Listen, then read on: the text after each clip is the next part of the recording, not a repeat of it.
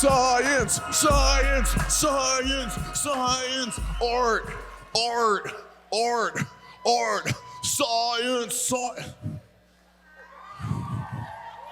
Sci-art. Ladies and gentlemen, welcome to the prestigious Theater of Ages, the Alex Theater.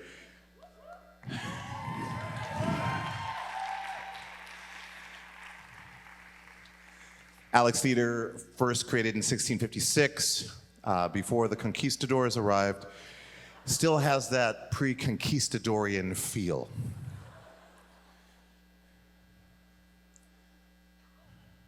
Welcome to Blended Worlds. This is a consortium of very curious-minded individuals who decided to pool together their resources to celebrate the reason why the resources exist in the first place.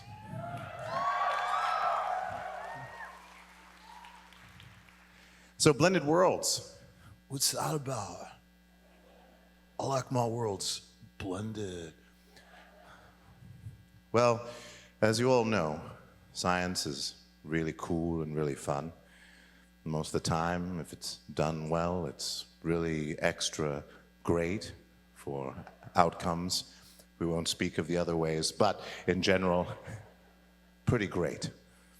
Art, well, we all know art. Every day we're swimming in it, aren't we? Looking at some poster or a painting or a scribble or a squabble or a song or a tune, a skateboarder doing a gnarly ollie to nosebleed on a ramp that has at least 7 feet of vert. Really, it's just art and science, but how do they complement one another?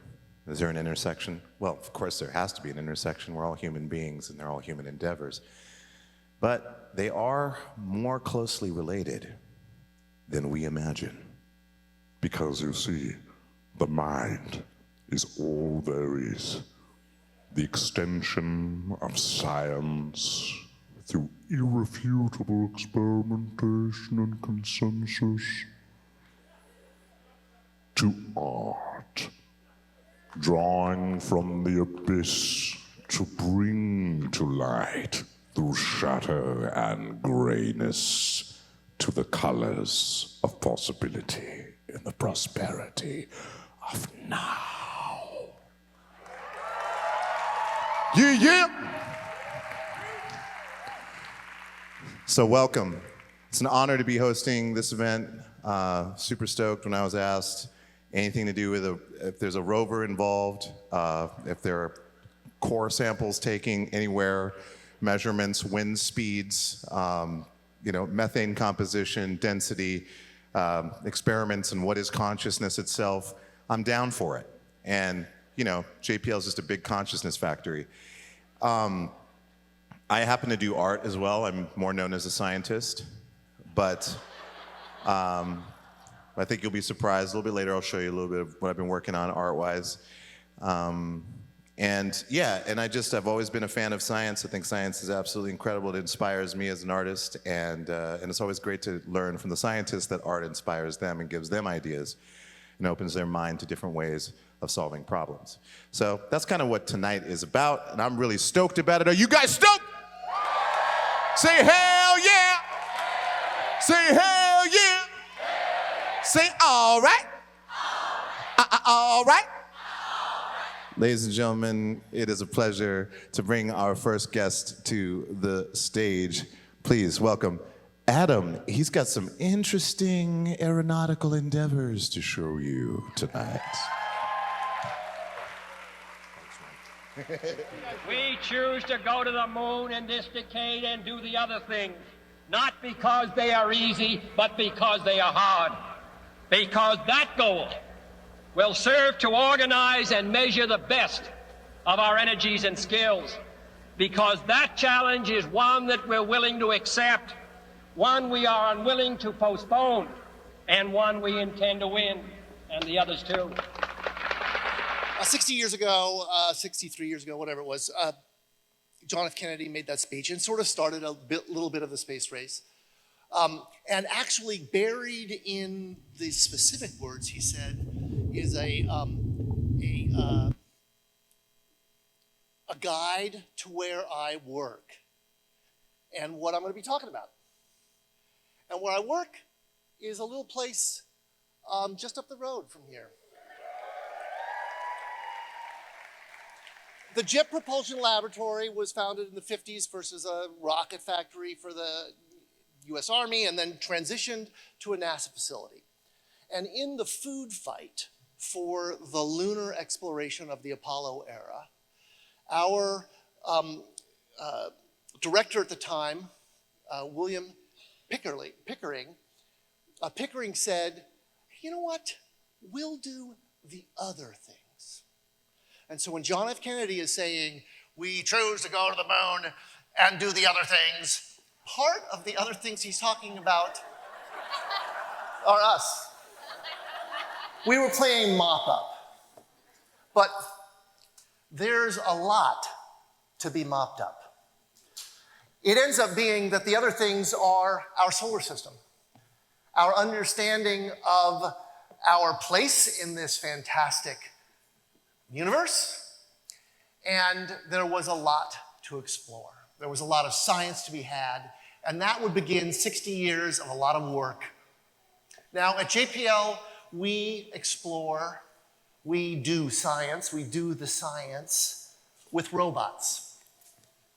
Here are some of the robots we've put on Mars over the last few years.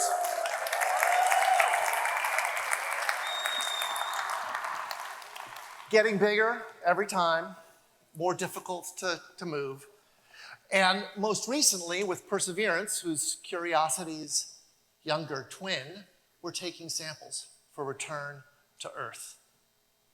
But we're here, we're talking about art, we're talking about science and robots. Well, our robots are machines made by humans. And humans are, as Regina said, all that there is, right? All that we understand. And our humans build our robots, and that is kind of a bit of our art. You know, another 100 years ago, Abraham Lincoln commissioned the National Academies. Today they're known as the National Academies of Engineering, Science, and Medicine. But back then, they were known as the National Academies of Arts and Sciences. Because in 1860, there were two families of knowledge. There was the exploration and understanding of the world abstracted from or beside or indifferent to man or humans. That was science. And then there was every single thing that humans did, and that was art. Art was a painting, art was a bridge, art was literature, art was a boat. So we engineers, we humans, we build, our art is our machines, and our machines are crafted to construct, to glean the observations that our scientists need. We turn our gaze in many places to Earth. Like any good piece of art, it changes the viewer. Understanding our planet helps us understand better ourselves, maybe make better choices. We look to other planets. You know, I'm an engineer. I'm no fancy biologist. I'm certainly not an exobiologist. But when I hang with my exobiologist buddies, they tell me Europa, ice moon of Jupiter, one of the most likely places to have life existing in our solar system today.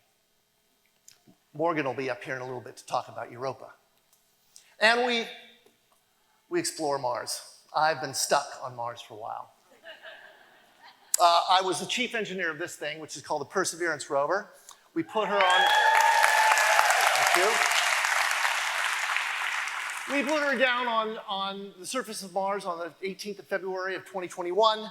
She's taking core samples for return to Earth. In fact, one of our sample tubes filled and intentionally left on the ground. That was not a whoops moment. For safety purposes, we took 10 pairs of samples and left one pair on the ground in case we died all of a sudden. But anyway, she's up there, and she's taking some pretty fantastic samples. In fact, I'm going to tell you about this one, which was a surprise. So I'm friends with the science team, naturally. They're all very skeptical and dour and very conservative scientists. They were blown away, right? This is a place called, the location's called Bright Angel. The sample that we took is called Shavaya Falls. And it has, I won't get into the details because I'd mangle them, I'm just a dumb engineer, but it has signs of potential biosignatures. So we see an environment, if we had seen those rocks on Mars, here on Earth, scientists, according to what these guys say, would be 99.99% sure it was of biological origin.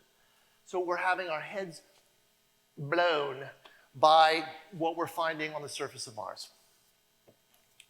And we experimented in technology. We brought a little friend with us, a helicopter named Ingenuity, to see if we could actually fly on a planet whose atmosphere is less than 1/100th the atmosphere here on Earth. We were successful. In fact, this is an image of some of our bits that we took with Ingenuity. This material is, this is a back shell and the parachute that helped Perseverance land on the surface of Mars. You know, I was giving a talk to a set of 8th graders at Polytechnic School in Pasadena, fancy school, smarty pants kids. And one of those kids asked me, well, what about the rovers when they're done with their lives? All this stuff, what do you do? How do you bring it back? And I'm like, we don't bring it back.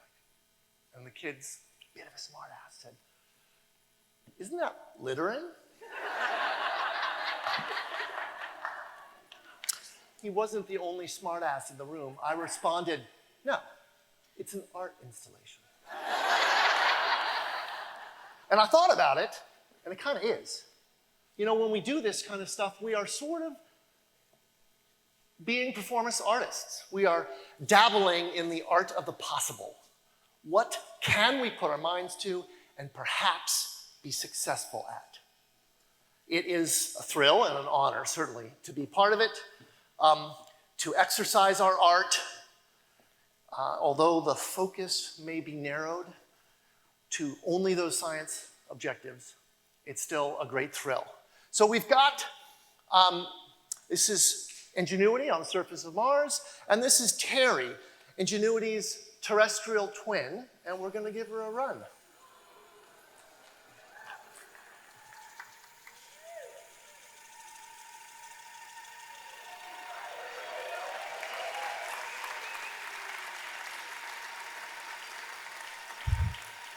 Now, Ingenuity, this is a nice one. It's like a...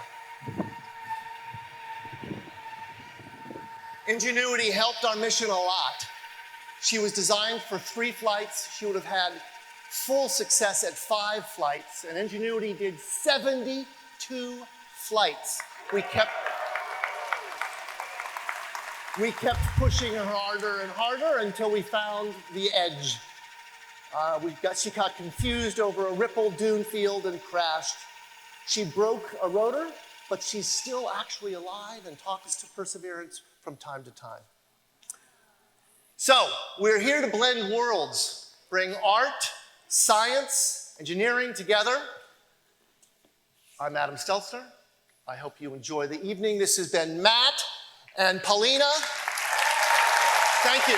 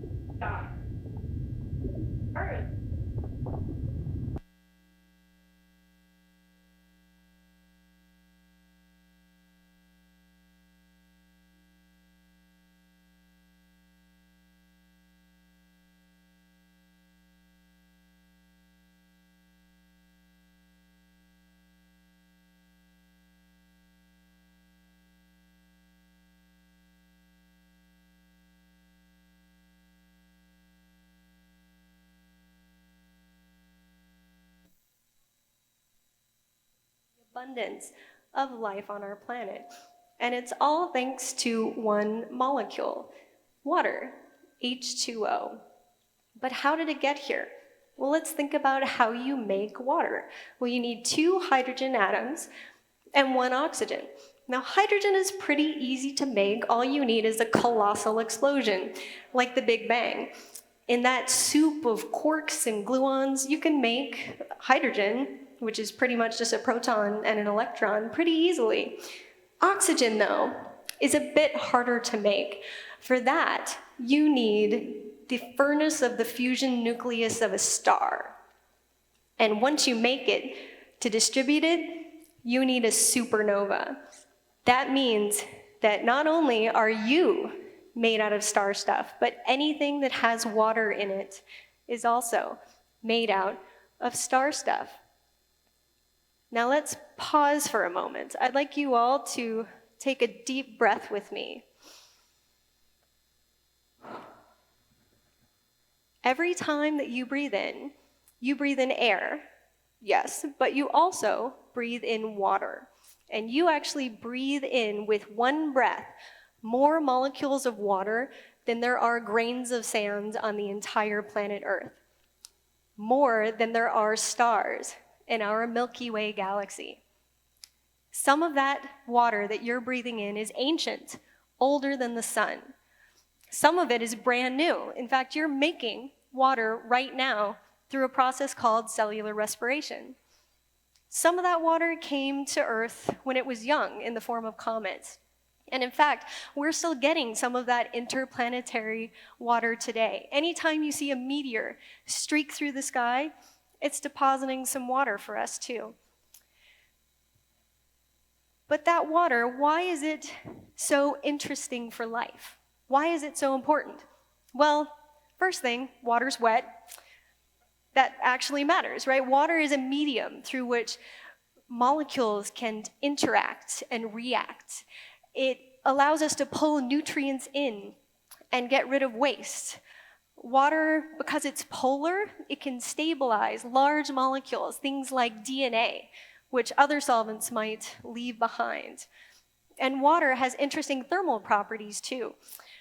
Because it's stable over a broader temperature range than most other liquids, it can accommodate more diverse chemical reactions. And because it has a high heat capacity, when some of those reactions try to heat things up, water can keep things cool. Water also is important because it has a property called surface tension. And this is really important for plants. That's how roots can pull water up into the rest of the tree.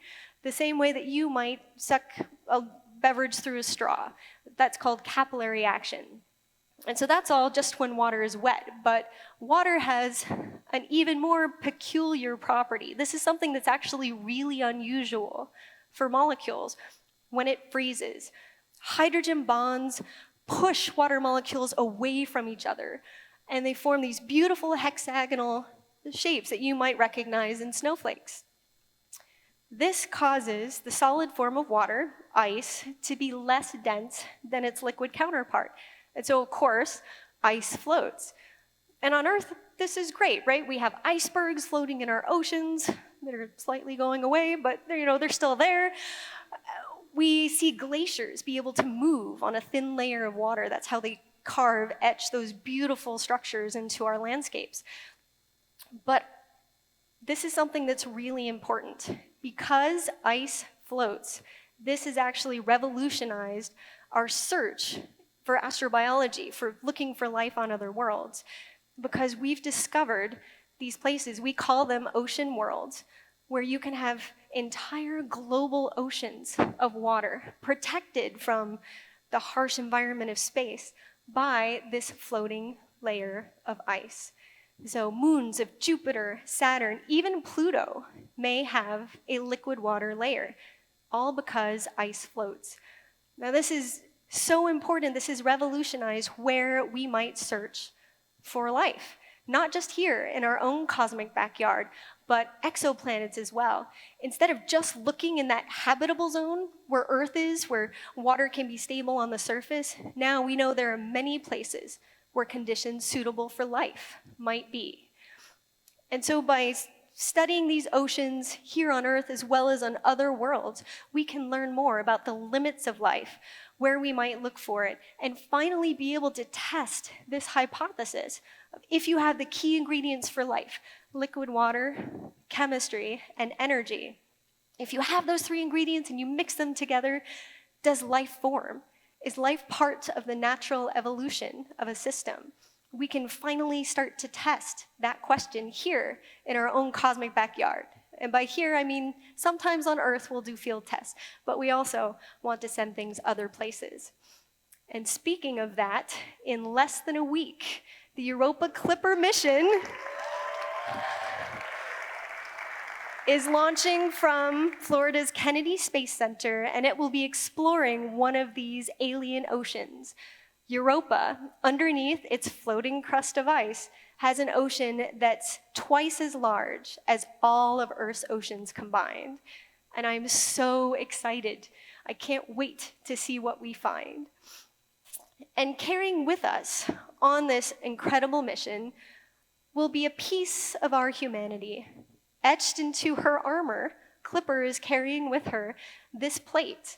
On one side, it has the vibrational frequencies of the spoken word water in 103 different languages, as well as a symbol in the center for sign language.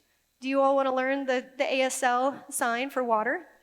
Okay, so take your hands, make a 3. This is a W, and then touch it to your lips twice. Tap, tap. Water. And so we're carrying the motivation for why we selected Europa as the place to send this mission on that plate. And on the other side, we have some more of our inspiration of why we wanted to go here. We are carrying the memory of Ron Greeley, who was our inspiration for this mission right at the very beginning. We also have an equation written in his own hand by Frank Drake, who was a famous astrophysicist and astrobiologist.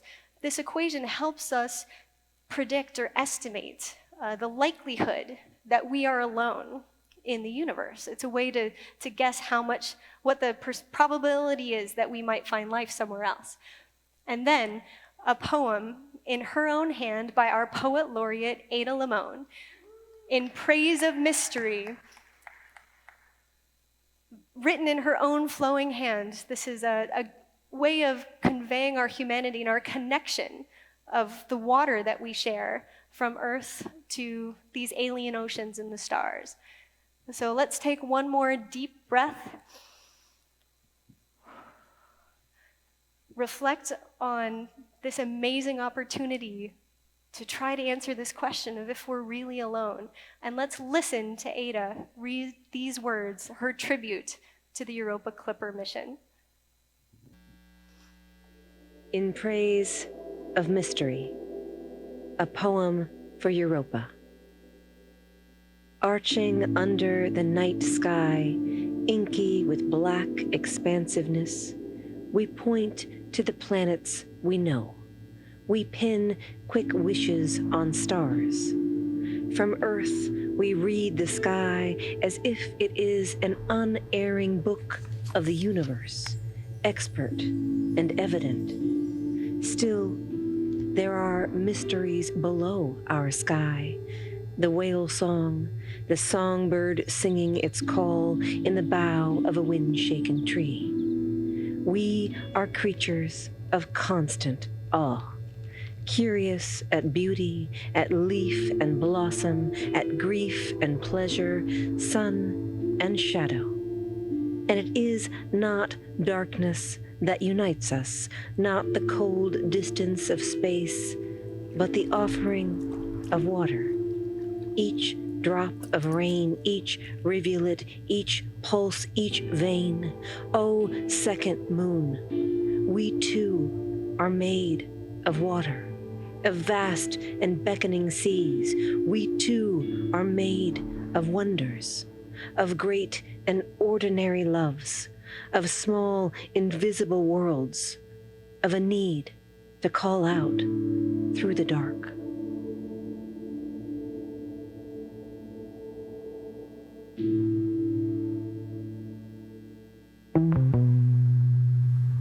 art and science is baked into the DNA of JPL right from the core. I think it's super important for scientists to connect their work to people, and creative outlets help us do that.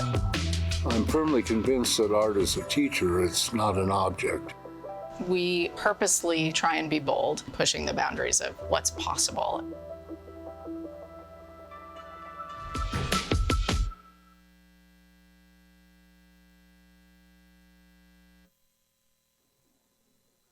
Oh yeah, all right. Hey everybody. Yeah, I can't believe it. I can't believe I'm standing here on the stage right now. We've been working on this project for a long time, and it's incredible to see you. Oh my gosh. Well, I'm here to talk about blended worlds, right? So let's see if we can click that up. Oops. My name is David Delgado, and I can't use a clicker. Pretty clear. I have problems with that my whole life. But no, my name is David Delgado. I'm a cultural strategist at JPL. I'm also the lead investigator for this project, Blended Worlds Experiments in Interplanetary Imagination. And yeah, thanks.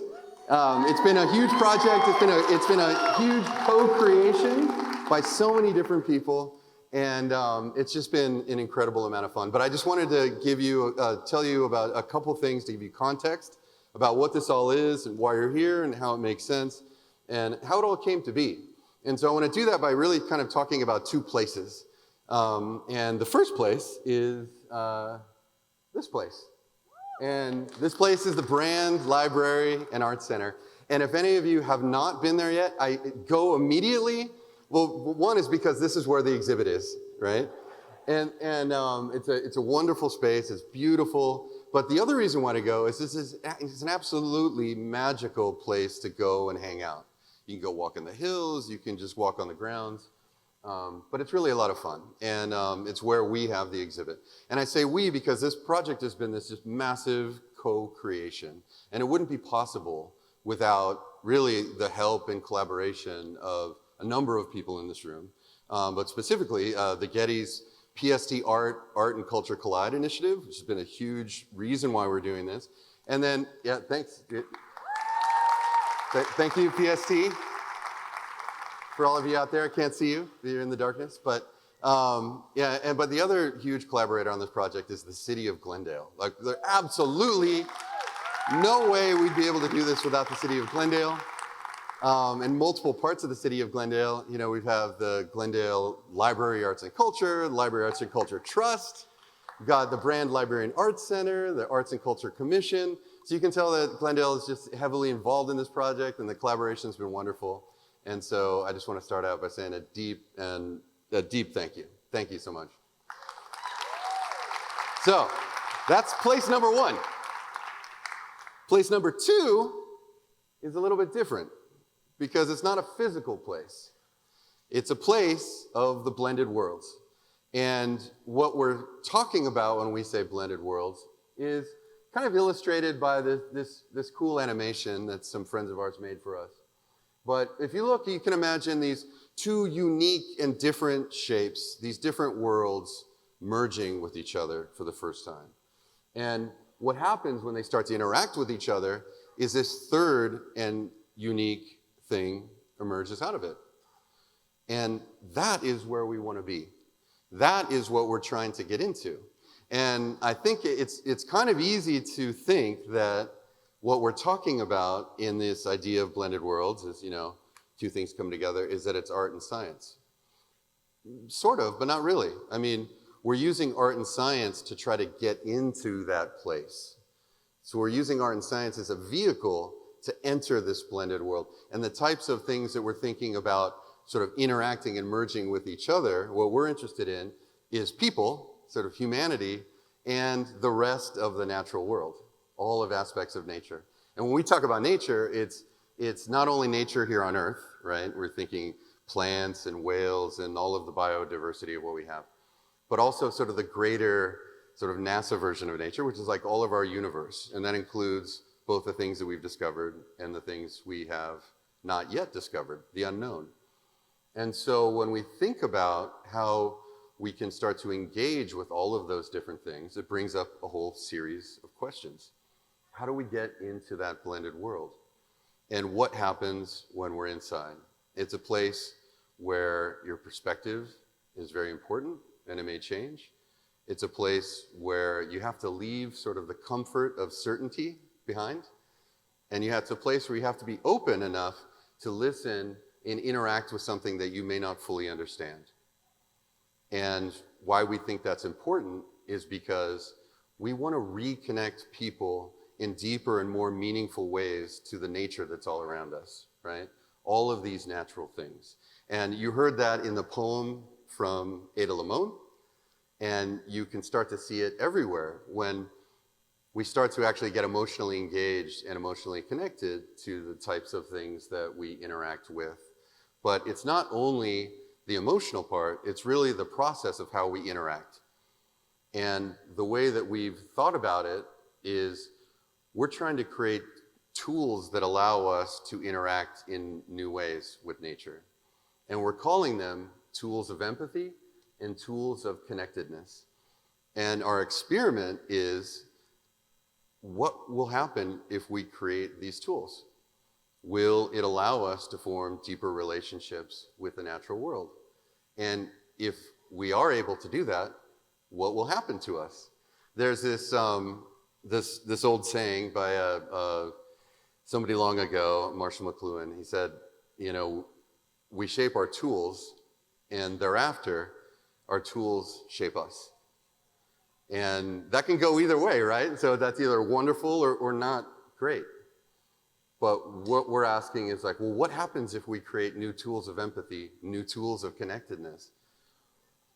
How might that shape us? How might that change us? What will we become?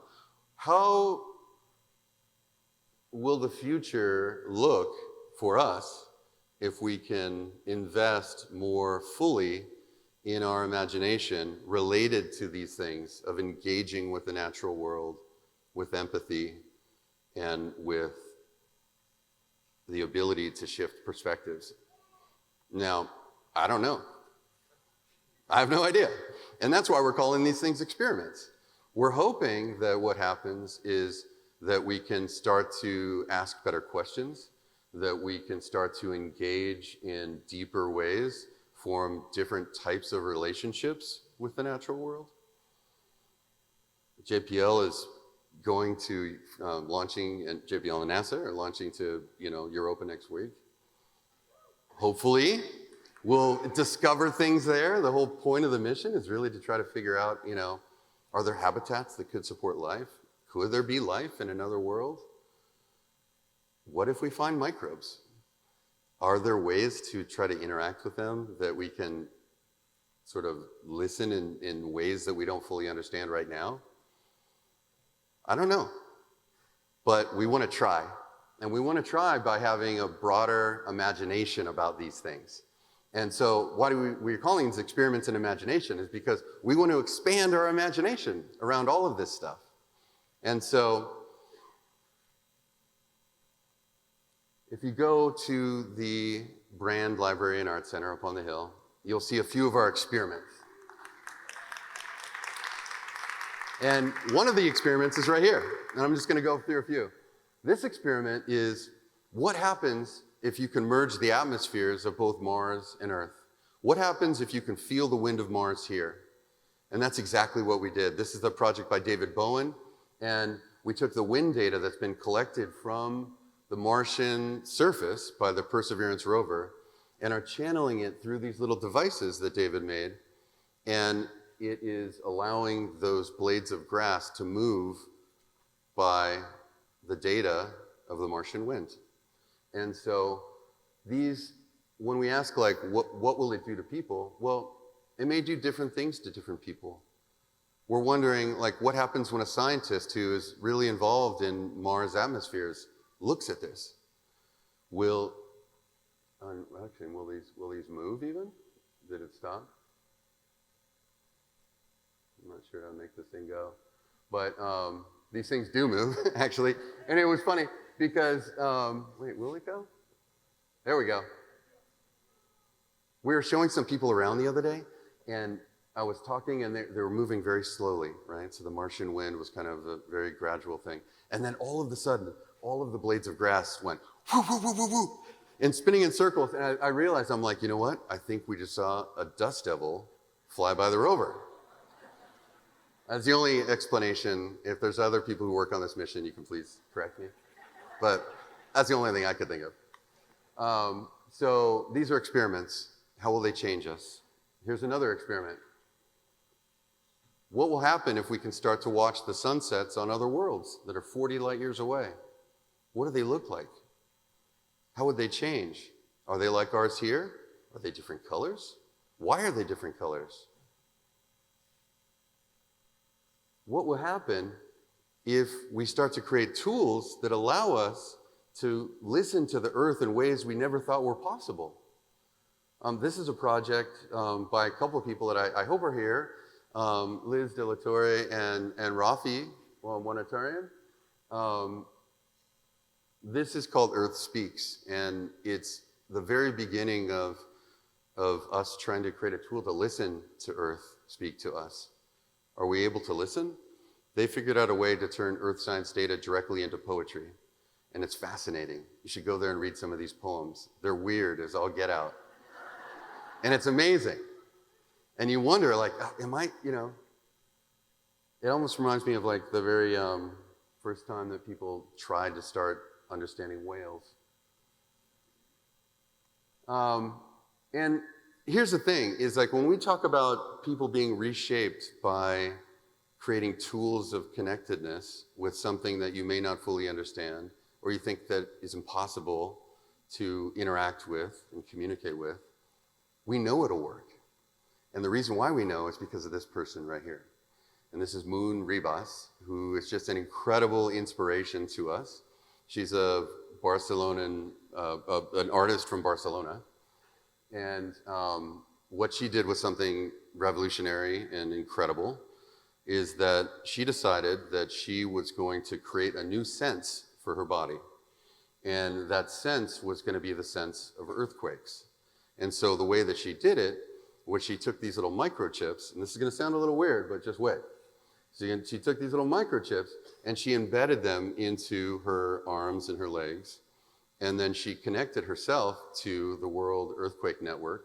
And anytime there was an earthquake live, she would feel it in her body. Isn't it really? And she kept in there for 7 years.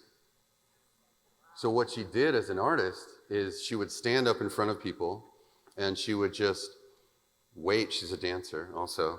So she created this piece called Waiting for Earthquakes, right? And so she would stand there and just wait. And it was, as an audience member, you'd hope that an earthquake would come pretty quickly. But not necessarily so, which is part of the magic, And so, but you would wait sometimes, 10 minutes, sometimes an hour. But I guess roughly there's like 55 earthquakes per day on average, right? But when the earthquake happened, then she would use that earthquake to create a dance and let that earthquake sense sort of collaborate with her and create the choreography of this dance. It was amazing. So she had those in there for 7 years. When we were creating this exhibit, we were talking to her and just telling her how inspired we were by her. But we asked her a question that I imagine other people had asked her before, but she acted very sort of in a very strong emotional way about it. We asked her well, what happened to the chips? And she said, oh, well, I buried them instead of just tossing them out like some batteries or something like that, or an old, that useless piece of technology that you no longer want. And we asked her why, and she said, well, it became so meaningful to her. It became more than these microchips, and it's not rational. It's not something, it's more like not something that will make sense on paper, but it changed her. It changed her perspective. It changed her view. It made her feel like Earth was a part of her. And having them in there in her body for so long made her start to actually have these ghost sensibilities too, right? That she would, even though when the chips were gone, she would still feel these earthquakes inside her. And so she had this deep emotional and just emotional connection to our planet.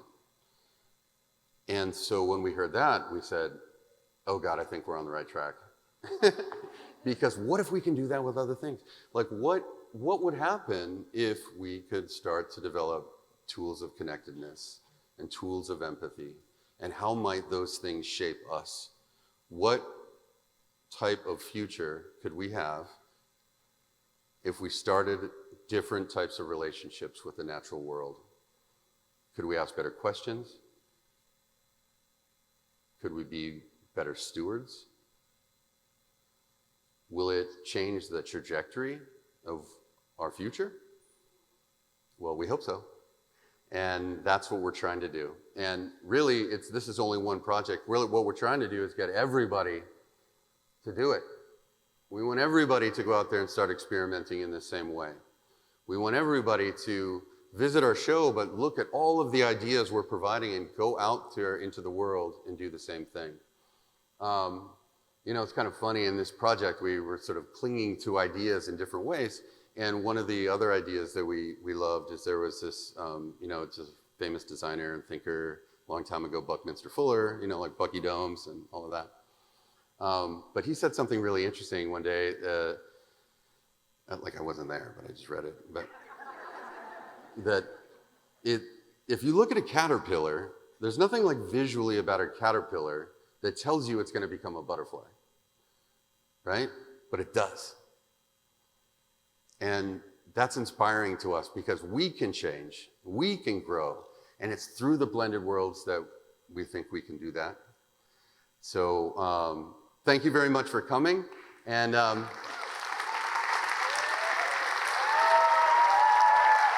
it's going to be an amazing show.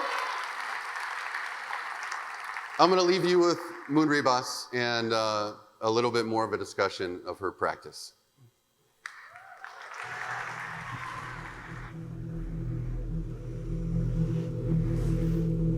I'm Moon Ribas, and I created the Seismic Sense. In 2012, I co-developed a chip that converted Earth's seismic activity into vibrations. I initially attached the chip to my body to permanently feel earthquakes. It moved me so much that a few months later, I decided to have it implanted. At the beginning, I had to get used to the feeling of these constant vibrations. I would get distracted while talking, or I would wake up in the middle of the night by a tremor. But little by little, I got used to it. It felt like I added a new beat in my body. I had two beats, my heartbeat and the earth beat, adding its own rhythm inside myself. It became a new sense, what I called the seismic sense. I started using my new sense artistically. The way of creating my art had changed. I started creating duets with Earth itself, making Earth the center of the creation, treating Earth as the choreographer and composer of my pieces. After 7 years sensing quakes, I decided to remove the implants. I wanted a radical change, and the most radical change it occurred to me was to take the implants out. Actually, I was more scared to take them out than to put them in. I thought that everything would change, and the most surprising thing is that nothing changed. When I took the implants out, I could still feel the vibrations inside my body. But this time, it wasn't the chip, it was my brain. After some months, this effect disappeared. I decided to take them out in Norway along with my fellow cyborg and childhood friend Neil Harbison. We were in Norway for an event, and I took the chance of being away from home to do it. It would be just me and my new experiment. We took the implants out in the hotel room. And near there, we found a place called Nyborg, and it felt like a sign, like the perfect place to leave my implants. I decided to leave the implants in the earth, so they could become a cyborg organ again. Maybe this place could become the new place to bury cyborg organs. I just came back in Norway to remember where the implants are, to remember how everything happened, and to take some soil as a representation of this new ritual.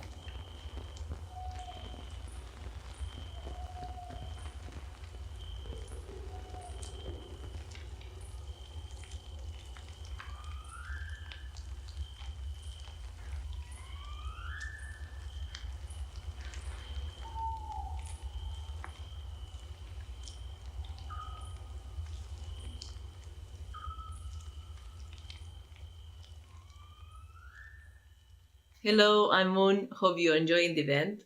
As you just seen in the video, I create artwork based on the seismic activity and I transform it into dance or music.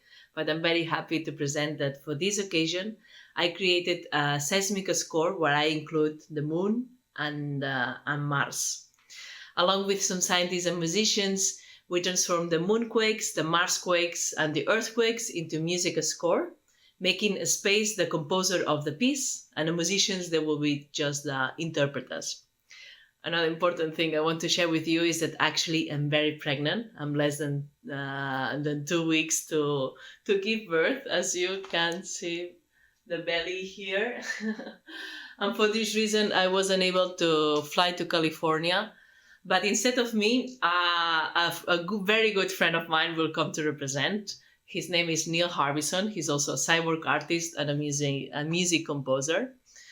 And just a last note, important one, is that we also wanted to include the human species into this music score. So we have included the rhythm of the heartbeat of the baby I have inside my belly into the music score. So in resume, what you will hear is the heartbeat of my baby, represented by the sticks, earthquakes represented by the snare drum, moonquakes with cymbals, and Marsquakes with bass drum. I didn't want to make a mistake. We have chosen these percussion instruments because we thought that represent better the quality of the movement of these planets and asteroids with the sound of the instrument, like a more profound one, a longer one, or more faster, the quality of the movement and rhythm. We also have selected the period of time of 9 months because this is the time that human species stay inside the belly. So we took 9 months from earthquakes, Marsquakes, and moonquakes. We put it all together in a score that it would last a few minutes. I really, really wish I could be with you tonight there, but I hope you enjoy the new piece. And Neil, you can take the stage and present the band. Bye-bye. Hope you enjoyed.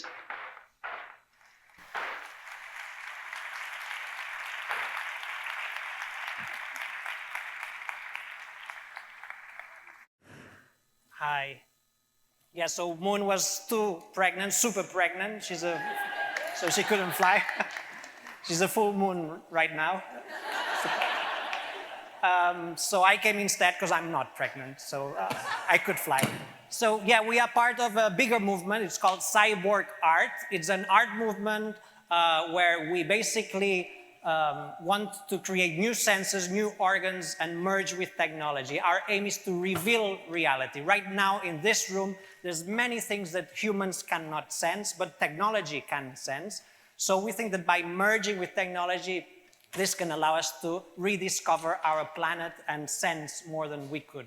I have this antenna implanted in my head, for example, that allows me to extend my perception of color. The antenna allows me to sense from infrareds to ultraviolets, so I can go out in the street and I can feel if it's a bad day to sunbathe. So if I sense high levels of ultraviolet, I avoid the sun. Infrared is interesting because I can go into a shop or a bank and I can tell if the alarms are on or off, because if I sense infrared, they're on. In many cases, they are off and they're not working, those machines. So yeah, now we are setting up. Thank you so much for Crescenta Valley High School drumline, because thanks to them, we're gonna...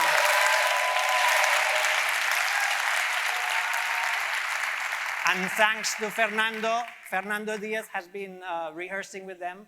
So now we'll try to transform all this data that NASA has from Marsquakes, moonquakes, earthquakes into music. So if it sounds bad, it's not our fault, it's NASA's fault, basically. So,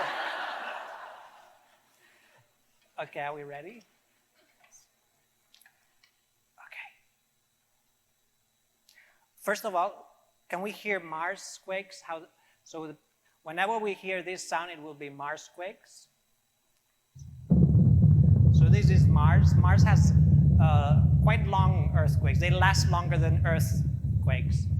Then we have earthquakes. Shorter, but more frequent. Then we have moonquakes. They're very long. They last long. And then we've added Moonriba's son, Lau Giron Riba's heartbeat that will sound like this. Okay. So the composition is divided into 40 bars, which is 40 weeks. And it's been compacted 9 months of earthquakes, Marsquakes, and all seismic data condensed into 2-minute performance. So let's see how it goes. Thank you.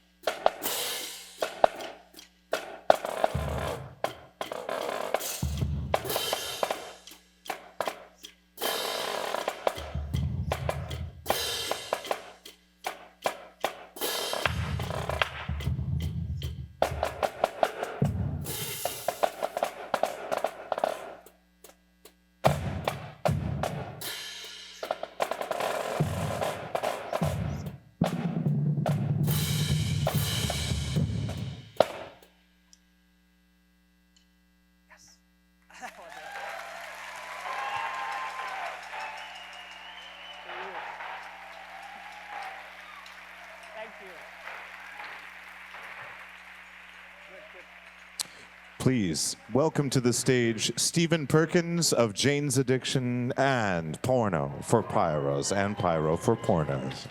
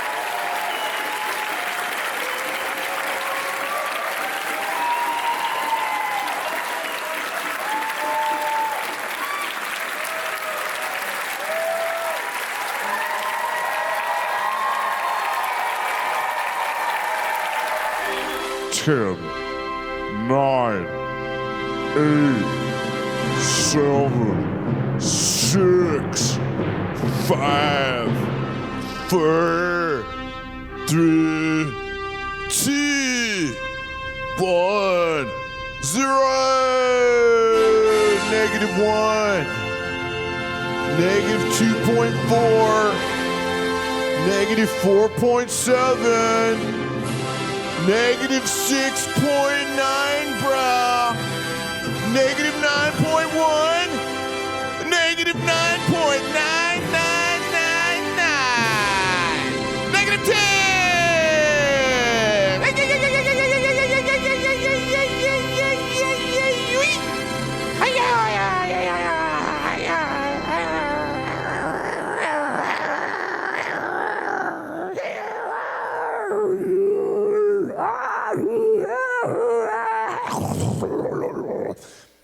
Guys, it's the second half. How was your intermission? Did you find an intermission? You figured out what your intermission was? Good. That's great. I'd like to say a few thank yous. There's a few of them. I've written them on analog format and in analog format and also in digital format as well. This will take about 3 hours, so if like at a certain point you're like, I gotta go, you know, but I appreciate him doing the thank yous, that's totally understandable. We understand. So that's why I said it was understandable. Tonight's event is an extension of JPL's Amazing Blended Worlds exhibition, currently on display at the Brand Library.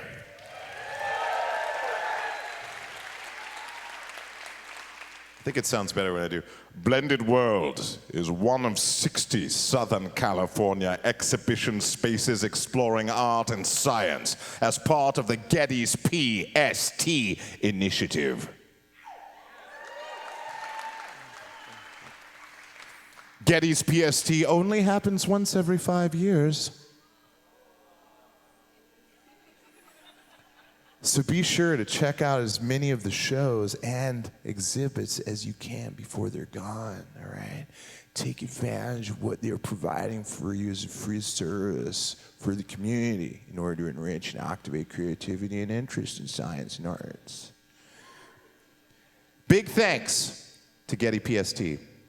Also, would like to thank the city of Glendale. Yes, a mighty city. Distant hill. And the Glendale Arts and Culture Commission, most importantly, the Alex Theater, and of course, yes, it's a beautiful place, thank you. And of course, everybody at the NASA Jet Propulsion Laboratory for always supporting art, science, and every world in between.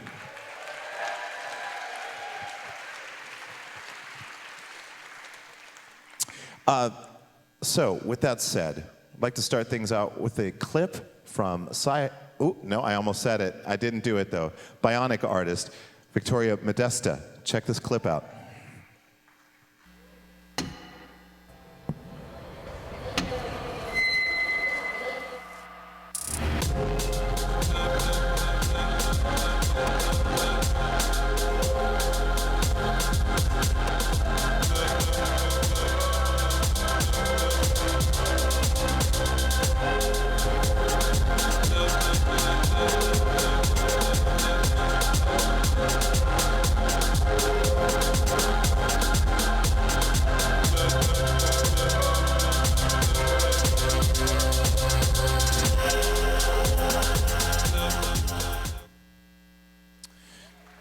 Yes. And I'd like to ask to the stage Victoria Modesta.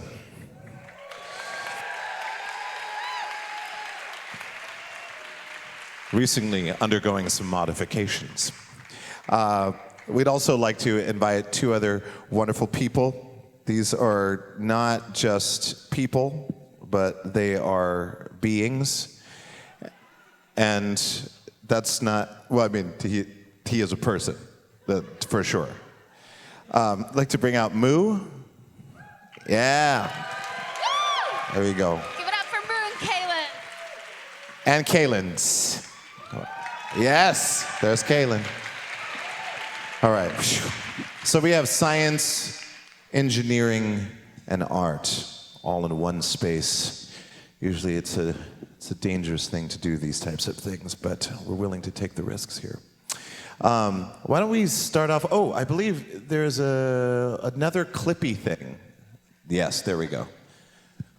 And maybe, can you describe your collaboration a little bit as these are kind of going by? Yeah, I mean, first of all, we're just so excited to be here and actually get the opportunity to talk about the piece, right? From the clip that you saw, I'm a bionic artist, and I primarily work with performance through augmentation.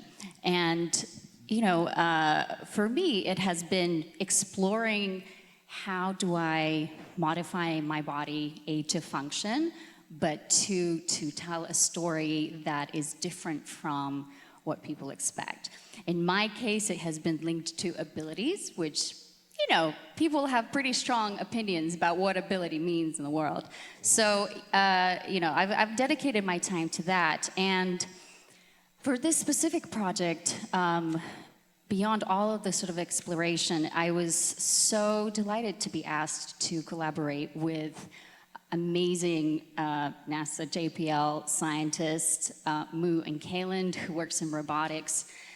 And we just jammed.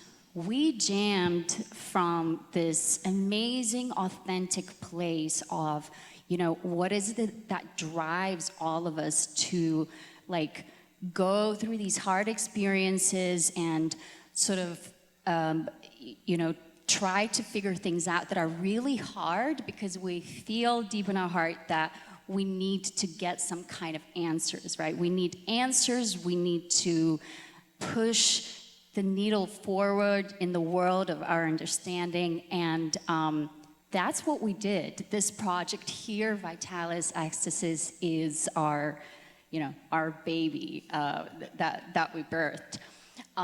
So I don't really know in which order particularly we want to talk about it, but so if you just go to the next slide. So I've been a little bit sort of academia / space industry adjacent. You've seen a little floating clip at the end of that little reel, and so these are some of the images that the ones on the left that we took during our visits with some of my team when we were visiting JPL.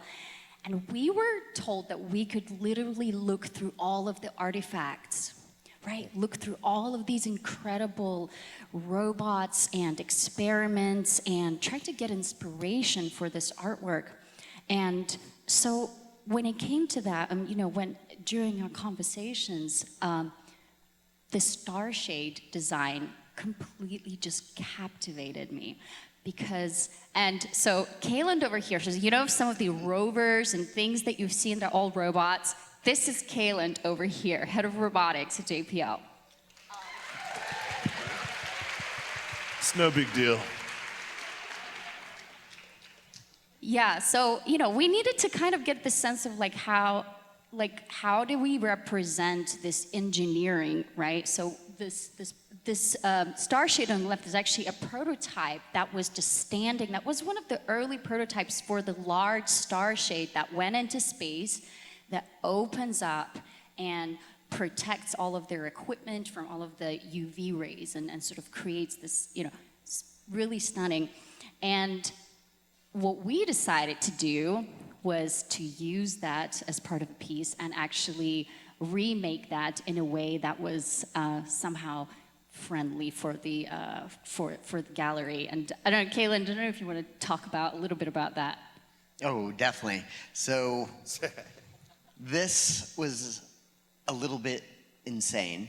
We had this piece that was literally going essentially to be accessed. This is one of our favorite projects we've been working on for a long time at JPL since I was an intern. We've been looking essentially to look for the fingerprint of life in atmospheres of exoplanets around other stars. So this thing's meant to block out the light from the star and lens it around the edges. And it's something that we really would like to see happen is called occultation and is being baselined into the next generation telescopes. But this project, like many right now, doesn't have funding. So this was meant to go to what we call Updike, where we store a lot of goods. And fortunately, Victoria saw it right before it got boxed up to leave. So the crazy part about it was we thought it just needed a little tender loving care. It needed to be understood. It needed to be reimagined. It needed to be reinvented to the point of the materials in the manufacturing process that it was originally made with did not work for us at all. So in real time, 2 days before the installation was going live, we found a place that had a 4-foot by 5-foot laser. Victoria and I went down there and we were trying to recreate these panels, but it didn't look quite right. And Victoria knew exactly what she wanted, and I had to go back to my first degree in product design and remember Adobe software and invent a way to get her what she needed as fast as we could. But we pulled the whole thing together, and it is beautiful. It's really fantastic to see the life back in this thing.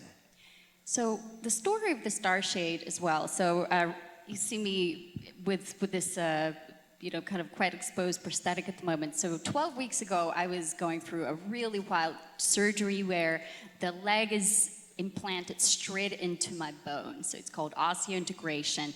So I'm going through this operation. My team and JPL team are all like working on all of these different things. Kaylin is working the Starshade.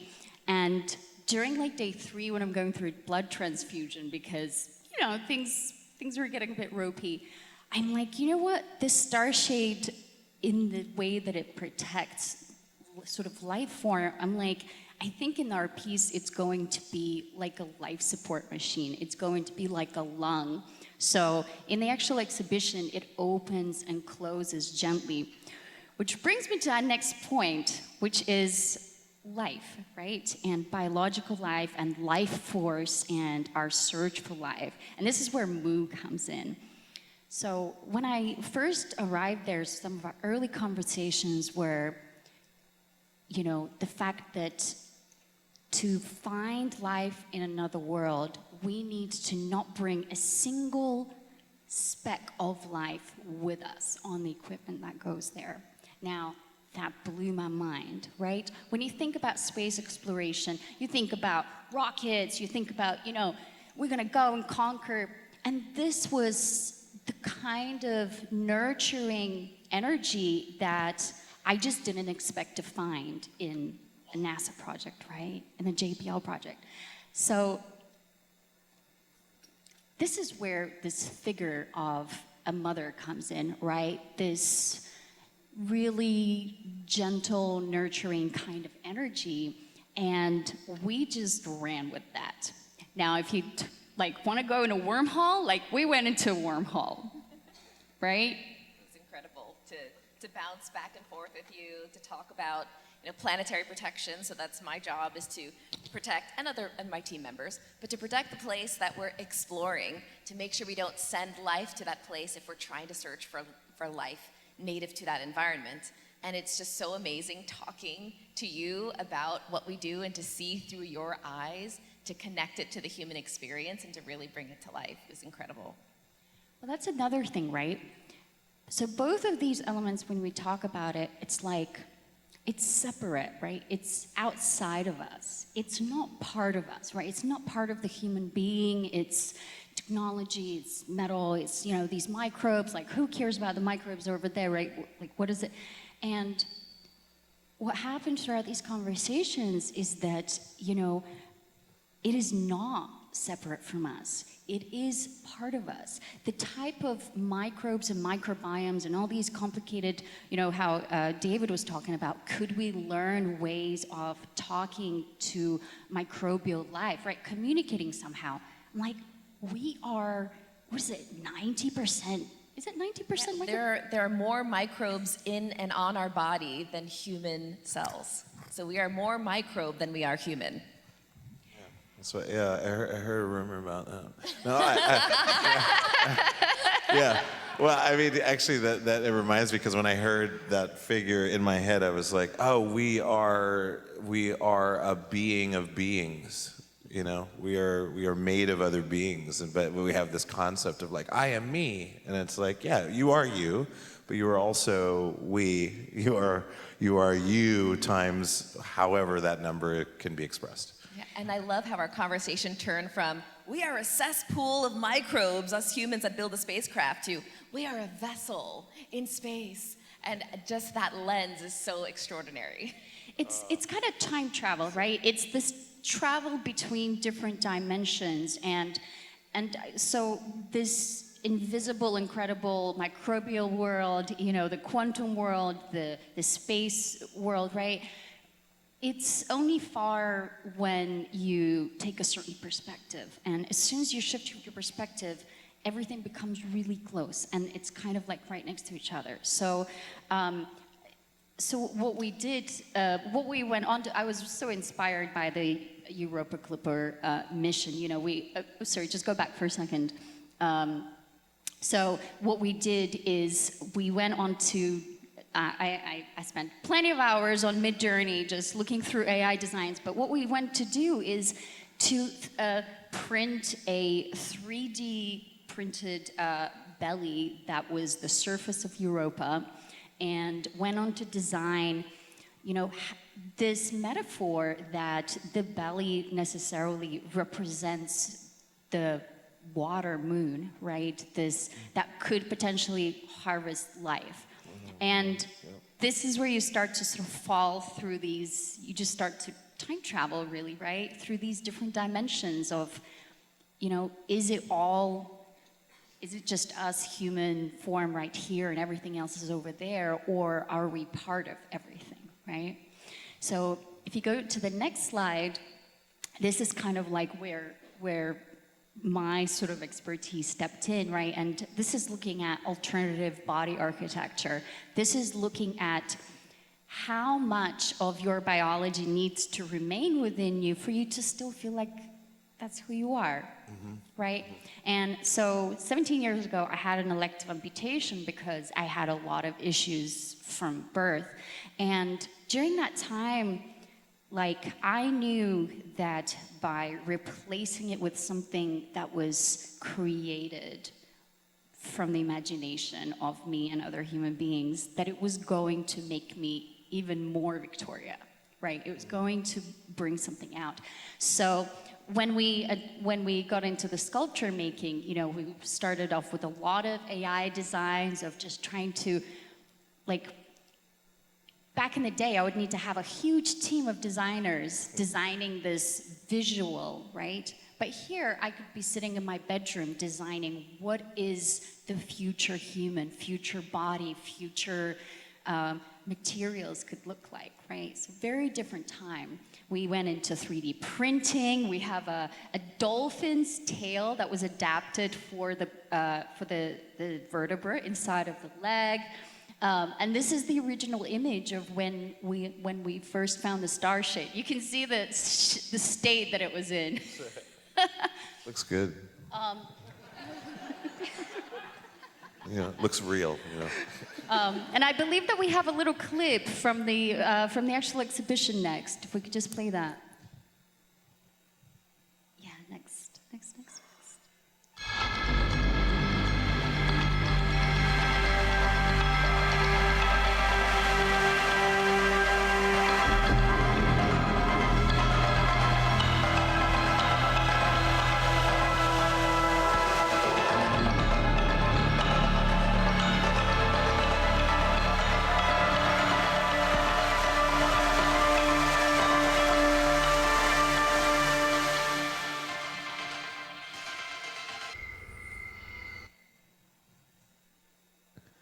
Yeah, and you got to see it. You got to see it in person. It's pretty extraordinary. It's great because if you spend time with it, it's like all these things that we're hearing about starts to synergize, and it's great to hear about it, but having heard not a lot about it and seeing it, it was just great. I was like, wow, I love just looking at it, and it's subtly undulating and light and scans, and then to hear this is great. This is cool. Yeah, the nursery, we always think of Europa as a potential nursery of life, and the metaphor of it being, right, a pregnant sphere and then putting it within a pregnant human body. I just loved that. And then we were looking at a lot of ways to make those chaos terrain look like blood because, you know, for Victoria, that was really meaningful at the time. And when she found this coral, I loved the coral because not only does it really bring to life that chaos terrain, but it gives that like blood vessel feel. But I loved how it even went a little bit deeper. This is the type of earth life we would expect to find in an ocean, and here it is. Yeah, and the sort of the more bloody kind of elements in it, you know, humans and human body, it's visceral, right? It's very visceral, and I think that even if we end up like loading up our consciousness onto a chip, you know, in the next 50 years or 20 years or however long it's going to take, you know, we are stuck with this body, right? But I think that very magical things appear when you go beyond that sort of fear of, you know, your body defines who you are. And when you get into that magical space where you start to feel this hyper embodiment, right? Objects, things that you cannot see, and things that are really far away could all be part of who you are. Now, that is something that, you know, it's a new space. It's a new space to exist, and it's available to all of us, like, right now. Yeah, I like that idea, like consciousness is our body. You know, like, and I think of everything as consciousness, but it's just a kind of an interesting thing because I think that probably what I love about this and like all the synergizing of different disciplines and exercising creativity and projection is that not only is it a way of thinking about something, but it also just is what things are at the same time because we're constantly creating the understanding of the reality that we exist in.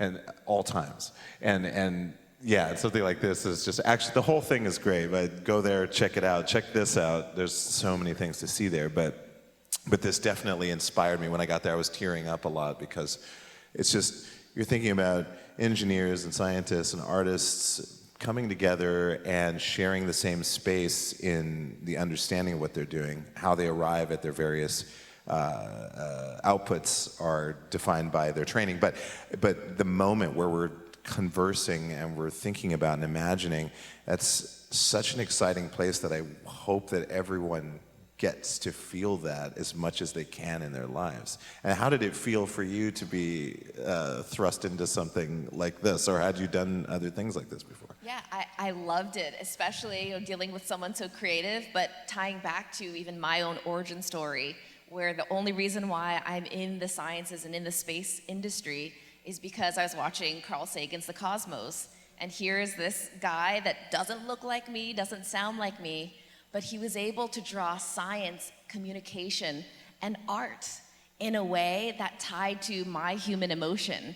And to have something to remind me of that, which is this experience of, oh yeah, I've been in this rigid engineering, structured life, and to be able to work with someone creative to say, no, you can sit back and take it in and reimagine how this comes together was a great reminder of how I should live my life.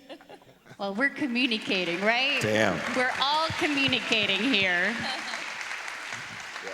Yeah, I think that, you know, even the point that was made earlier, where it was it was originally called the National Endowment, or not endowment, but for art and science. Yep. Is that what? And then to lose that, you know, in a way, or you know, it changed. But they're not separate.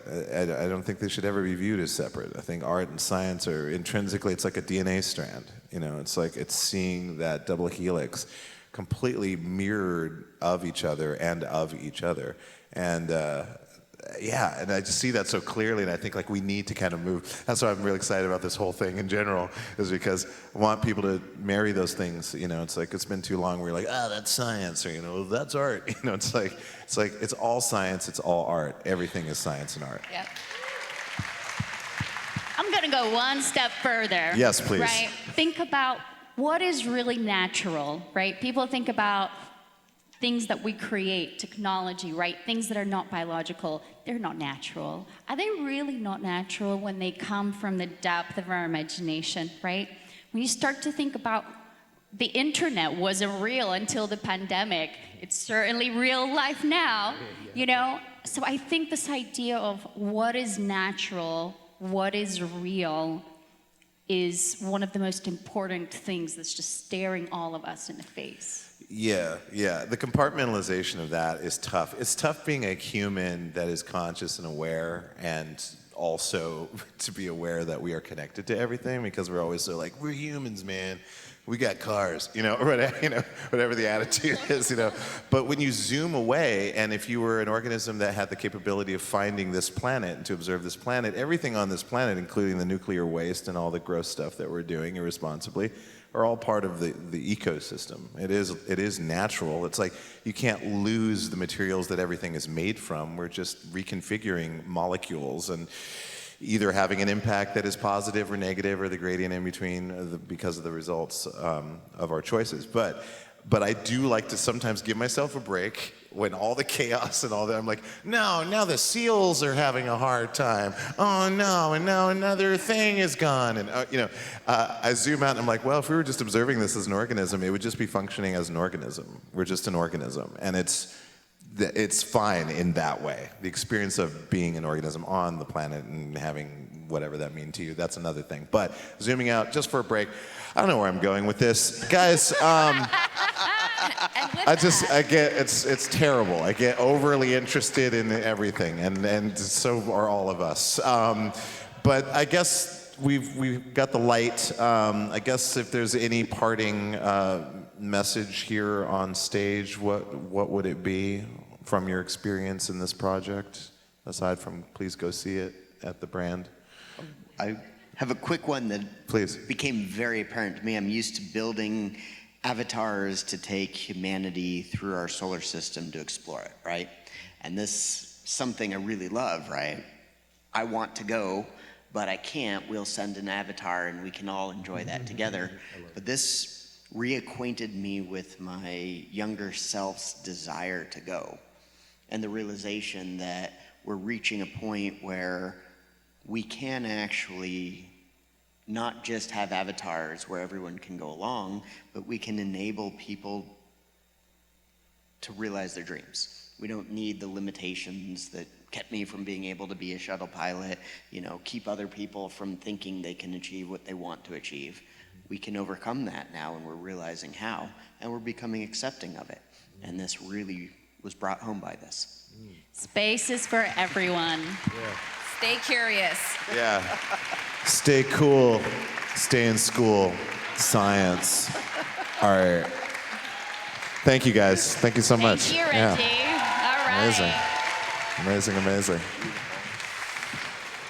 Wowzers. Well, I love panels. Thank you very much. And I love panel vans. I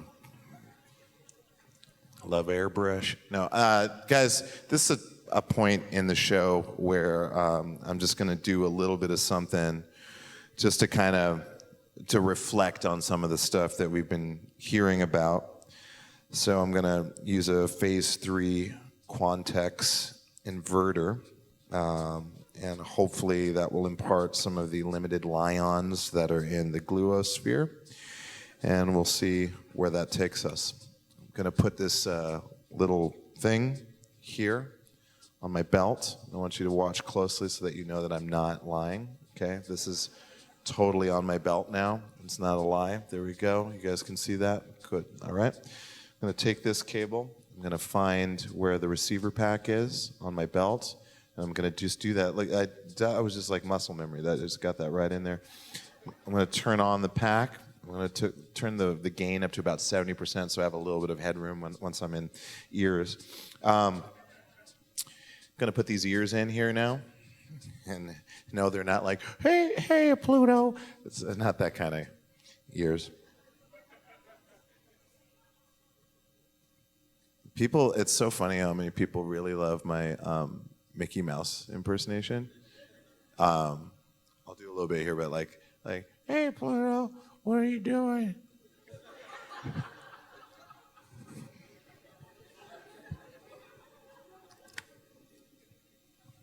All right.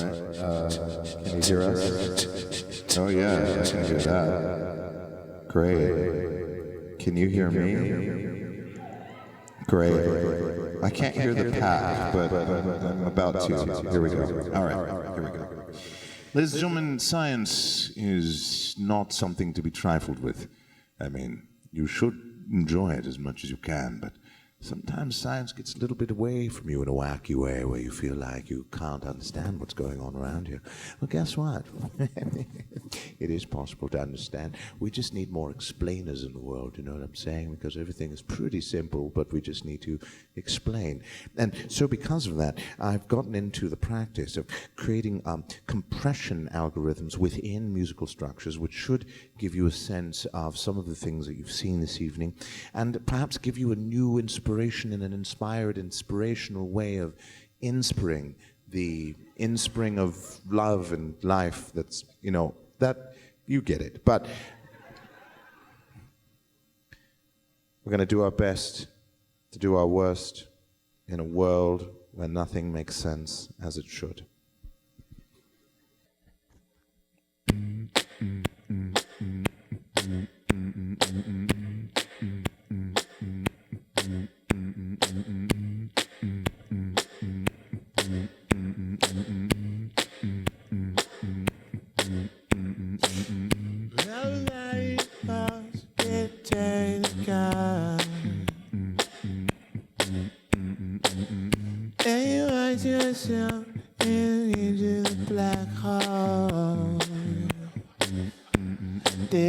Keep on moving around the way.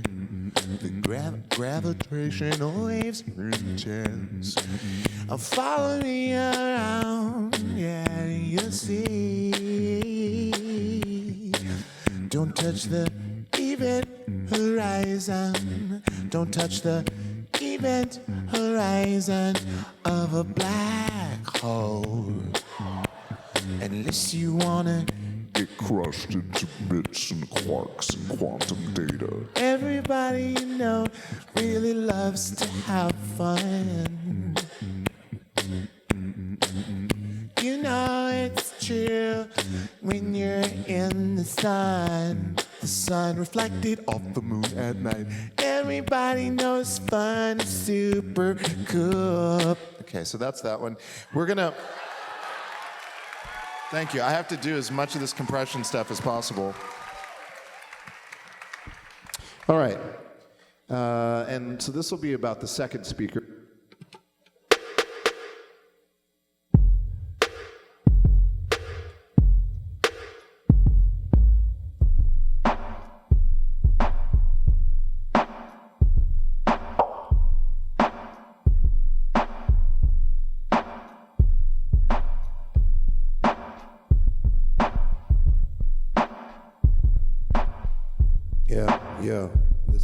Listen, yo. The hope of the future is the future of a hope, because the future ain't here, so you don't have to worry about that, because everything that you are and everything that you is, it's like a transference from another place that you is. I got something to tell you, hope that you are alive. When I tell you the information, I'll tell you the why. Quarks, quantum, yeah, quarks, quantum, yeah, the second law of infodynamics, y'all. Yo, basing the quantity and the quantum of reality on something called information, more accurate than just the ambiguity of all the shit that you've been hearing that's new to me. I ain't got something, but I will tomorrow. Yeah, okay, yeah, all right, science. All right. Science. Science. Science. Hey. Hey. Hey. Science. Hey. Science. Hey. Science. Hey. Science. Hey. Science. Okay, so that's that one. Thank you. And very quickly. Okay, good. So much information to bring across, and so all of these algorithms, they sound like silly songs and so forth, but there are carrier waves, there are sub-carrier waves that have a lot of data, and that's being loaded into your consciousness right now, and you can review it later as you wish. You're just being loaded now, okay? All right? Get loaded, right? All right?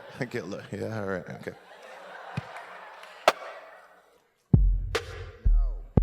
No.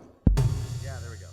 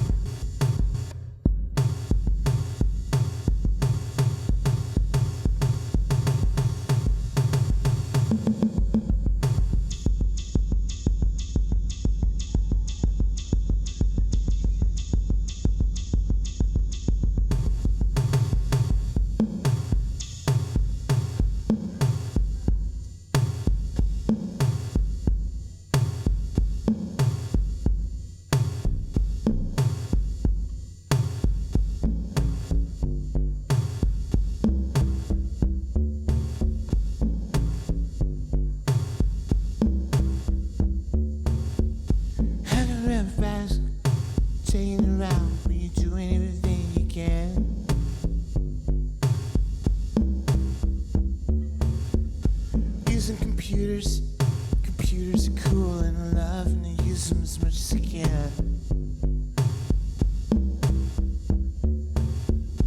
When I was a little kid, I used to take apart all my toys and see where all the wires go.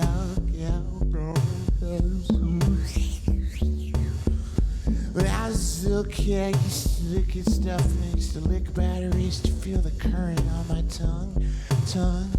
9-volt generation. Everybody in that place up there, I see you doing well and I like your stare. It's very good, it's infiltrating my consciousness and I'm feeling real good, yeah. When you get tired out there, make yourself a snack with some snack provisions. You got them around you, someone's got them, yeah, I know. When I was a tiny kid, a little bit older, I got into rocket propulsion, I got into vector thrustering. I think this is a cool vector thrustering, yeah, that's what I'm talking about, yeah.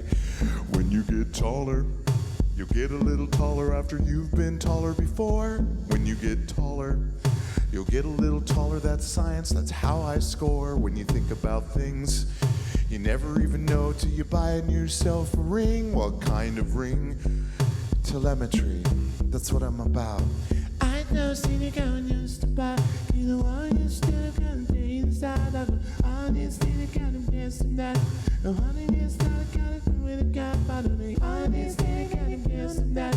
No honey, this time I got to do it, I got by the way. All this thing you got to dance tonight. No honey, this time I got to do it, I got by the way. All this thing you got to dance tonight. No honey, this time I got to do it, I got by the way. All this thing you got to dance tonight.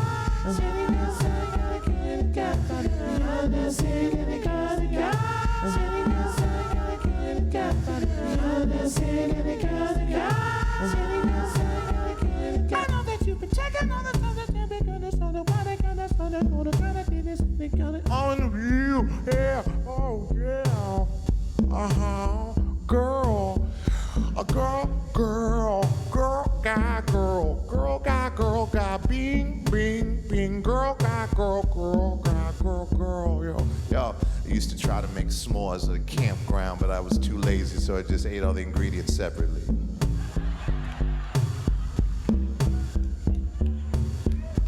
I got really lucky, you know, because when I was a kid, I was always like, someday I would love to hang out with, you know, people that think about science and engineering and shit. You know what I'm saying? And then suddenly I find myself on stage and I'm surrounded by all these incredible people that do all these incredible things. They do like engineering, exploration. They think about mitigation. There's so much stuff going on, you know what I'm saying? Yeah. And when I get all depressed about the world and shit, I just remember that we can do anything that we want to if we really want to, and we can create the future that we want to. This doesn't have to be the system that we live in currently. Systems don't last forever, they evolve, but sometimes when you're in them, the scale feels like that's all there ever was, but that's just not true. It can change tomorrow if you wanted to. It can change tomorrow if you wanted to. Okay, right, so.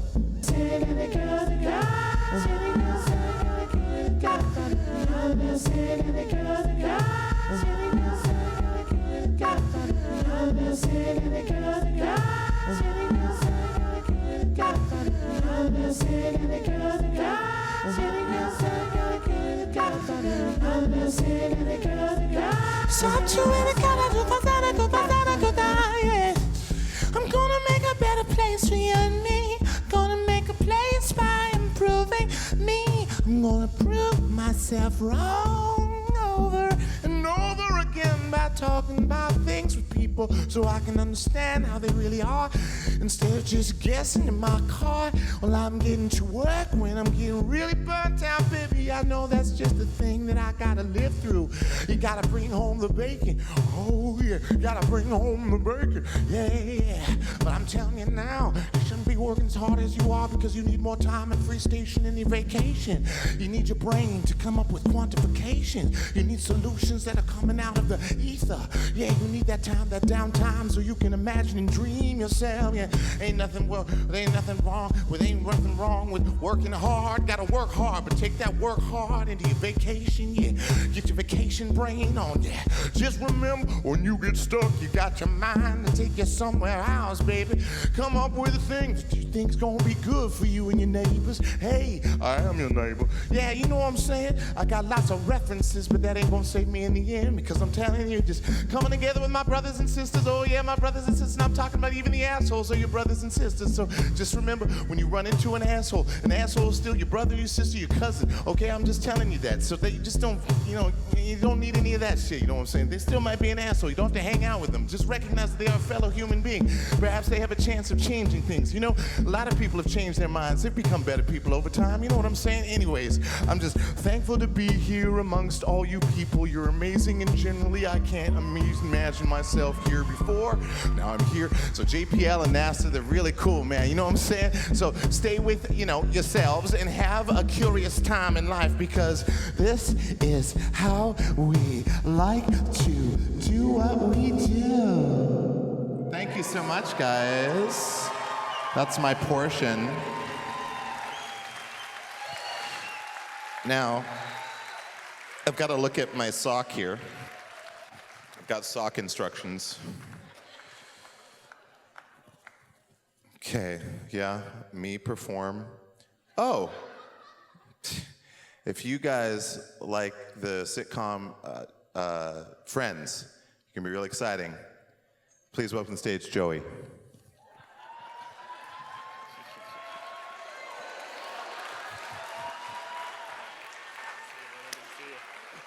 Good to see you, man. Man. Can you tell us a little bit about what you do? Because this is insane. So I look a little bit different than Joey from Friends, I know. I'm sorry. So I am the attitude control engineer for the Voyager mission, which is, thank you.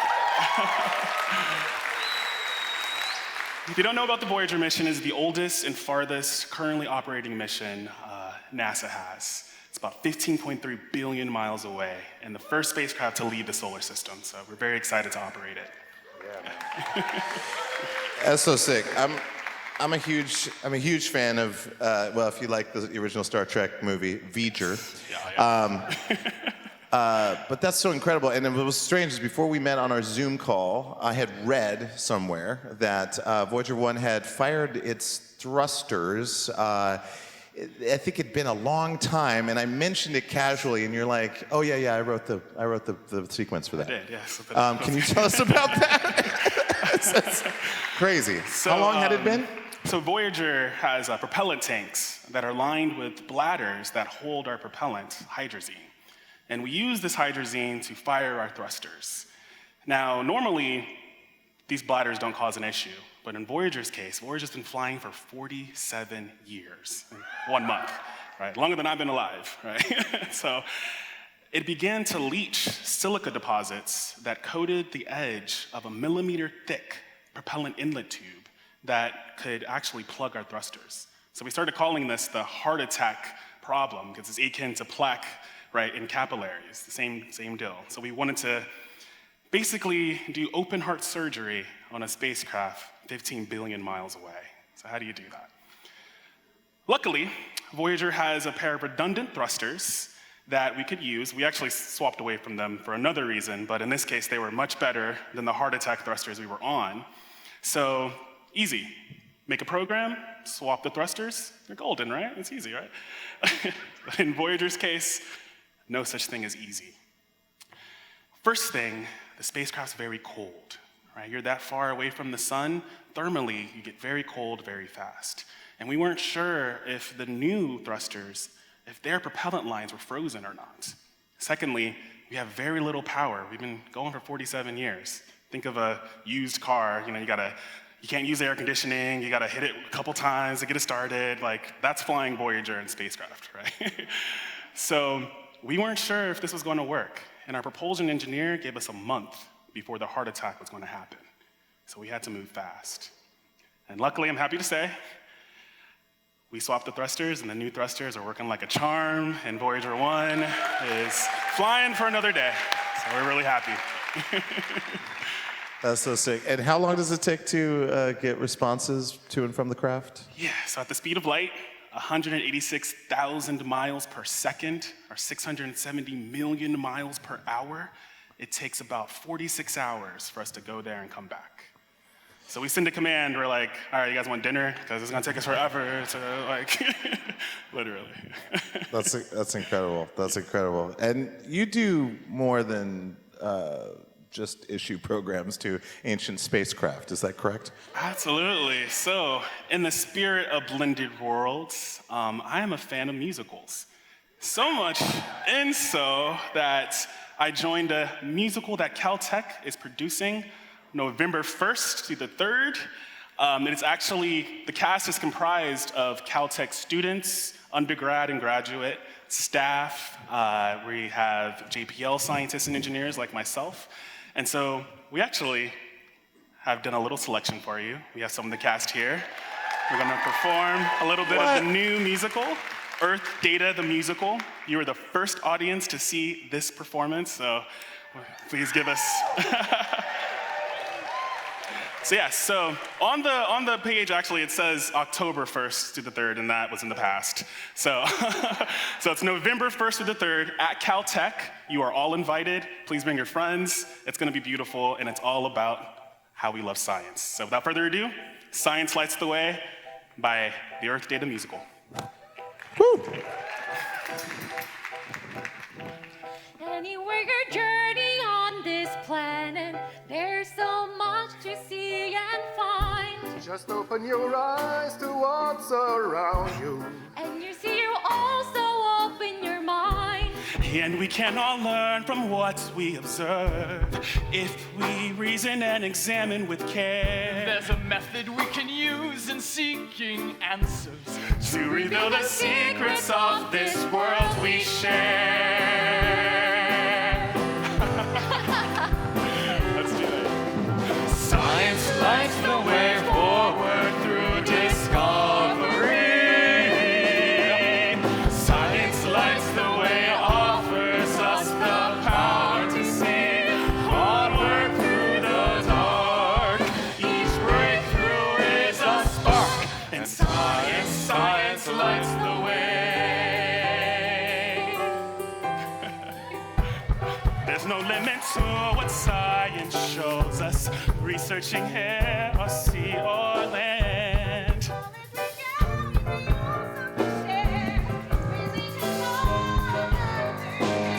There are infinite ways that we can listen. Each branch of knowledge matters on the tree. And expert or not, we can be united in our endless curiosity. Let's do it, y'all.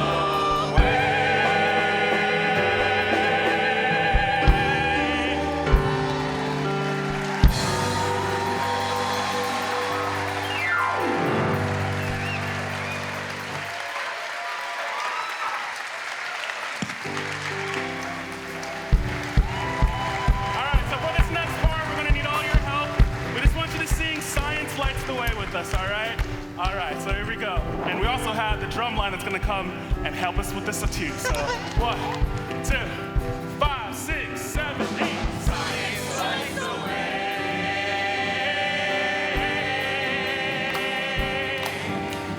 Science lights the way.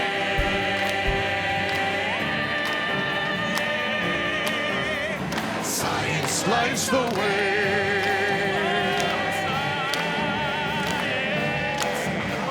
Science lights the way.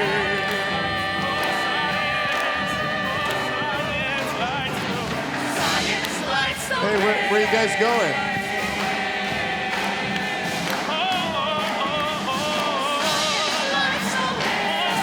Where are you guys going?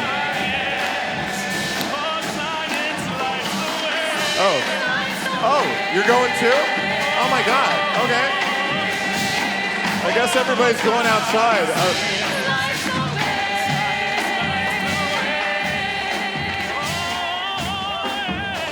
Science lights the way.